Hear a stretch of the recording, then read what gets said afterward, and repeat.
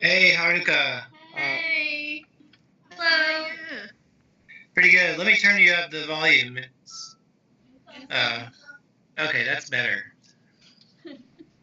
So my wife Dorothy is here also. And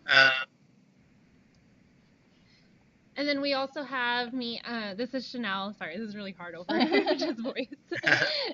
And this is Quan. We are HR group, and Okay, so we're just gonna start with you guys introducing yourself, and then we'll just go into the questions right away, and then go from there. So. Okay.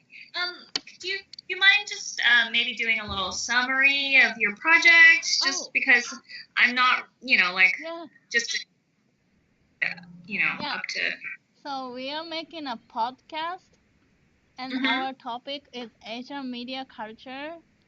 Actually, our topic is representation of Asian culture and Asian people in U.S. media. Okay. Cool. And so it's not. So we're presenting to the class like a podcast. This is our idea. This is like our pitch. And so we're just creating one podcast of like these interviews within that. Yeah. And then we got to present our idea and the importance of letting this out. And so, do you want to? Cool. Okay. So are you just kind of interviewing different people for their different people on the topic? Cool. Okay. And with different background too. So we're gonna also ask you if you guys have been to Asian countries and stuff like that. So. Okay. Awesome. Okay. Yeah. Well, I guess as an introduction, my name is Rob Allen, and I used to teach at Bothell up until about this time last year. I was teaching there for about 5 years, and Haruka took a class for me. Yeah. Could you tell us what you taught in UW Bothell? Yeah, I was teaching a lot of classes that were video games and interactive media focused. Introduction to interactive media and war and entertainment and things that are also military and video games focused too. And your wife? Oh, yeah. Okay. Hi. My name is Dorothy, and I'm Chinese American. Grew up in Indiana. I live in Seattle now. I'm an art conservator. And a jeweler. Really, paid a lot of attention to kind of, pop culture and movies and TV. So, yeah, I do try to pay attention to kind of, Asian representation in those kind of fields. have you two ever been to any Asian countries? Yes. I was actually born in China and moved to the U.S. when I was 4. And then when I was about 20, I moved to Japan for a year to teach English. And then, have traveled a bit in China and Thailand and Japan. That's how you guys met in Japan? No. No. Okay, so we actually met in Seattle. Oh, okay. That was 12 years ago. 11 years ago. So where do you guys experience Asian culture? Gosh, I feel like it's everywhere, especially living in Seattle. There's a lot of food options, cultural events, my in-laws, and my wife, but also like the topic of this interview, like in media and representations too. And to answer the previous questions too, I lived in Japan for 4 years, and I've also been to China. I think 1999 was the first time I went to anywhere in Asia, and that was India at first. Okay.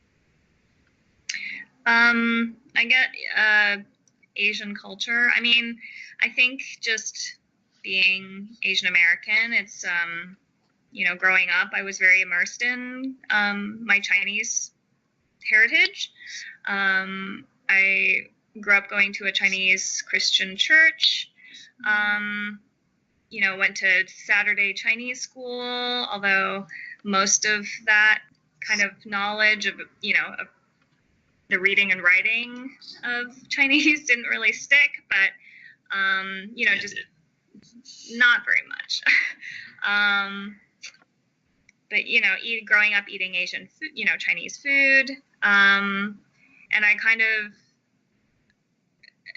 think in high school, it was always just something that I tried to get a little bit, but then as I've grown older, it's something I've reconnected with. Yeah. So yeah, that's it. Okay, so on to the next question. Have you ever noticed that Asian people or cultures were misrepresented in the U.S. media? And if so, can you give an example of that? Yeah.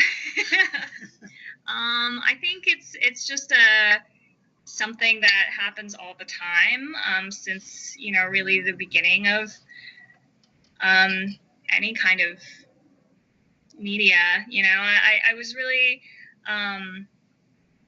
interested in Anna May Wong. She's one of the first kind of Asian American Hollywood movie stars. Yeah. I don't know if you've seen any of her movies. I think she was working in the 30s and 40s. Mm-hmm. But she was also quite vocal about the place of kind of Asians in Hollywood. Yeah. Decades ago. She was really trying to get the role of Olan in The Good Earth. Mm-hmm. Which is a novel by Pearl S. Buck. Kind of one of the first roles for Asian women that wasn't, either like a delicate prostitute flower or, some dragon lady. She was a peasant farmer, basically. And she was really fighting hard for this role, but because they had already cast the male main character as who was, also the character itself was a Chinese farmer, Okay. but they cast a white actor, and so because of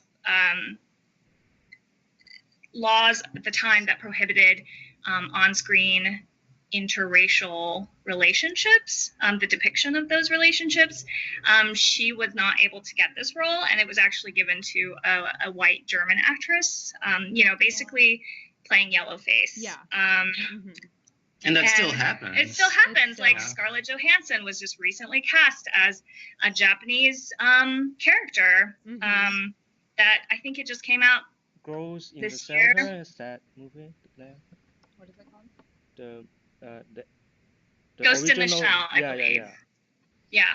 Yeah, what was that other movie? Oh, It was- Emma Stone. She was recently cast as a half Asian Hawaiian woman. Oh, really? Obviously, like Emma Stone. Come on. Like, it's anytime there is kind of an opportunity for positive, representation of Asian faces and Asian culture, Hollywood tends to, whitewash those roles. One of our favorite series we've watched recently has been Marco Polo. Oh, I love that. Yeah. And even then, I mean, it's great. I think it's really great in how it has nearly a fully Asian cast. Mm-hmm. And even then, there's still this the white man savior syndrome that takes place. Like Tom Cruise in The Last Samurai. Kind of Marco Polo is playing that sort of similar role as well. It's as if the people who are developing these movies and shows kind of feel like there needs to be, like a white person as the central character to